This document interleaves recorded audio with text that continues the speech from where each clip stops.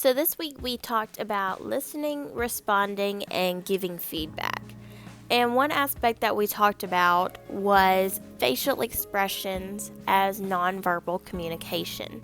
And I think today, in the world we live in, where we are constantly wearing face masks, it is very difficult to get across nonverbal communication. Just look at these pictures, for instance. All you can see are their eyes. You can't see their nose, their mouth, anything. And so it's very hard to tell who is feeling what type of way whenever you're speaking to them. Are they happy? Are they annoyed? Are they frustrated? Are they sad? And I, for one, find it very difficult to be able to communicate with face masks on. And so this is something to keep in mind as we teach our students, to make sure that we are trying to express as much as we can with what little face that we have visible. Another type of communication that we discussed was prompting, and this is something that I frequently find myself doing whenever I'm communicating with someone, especially one-on-one.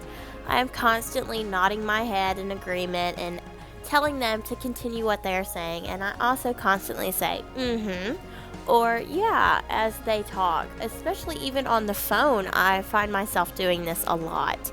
It is something that I find to be comforting, to make sure that they know that I am listening and that I'm following along and that I'm not just zoned out and daydreaming. I think that the most interesting part of the week for me was the activity that we did on Friday.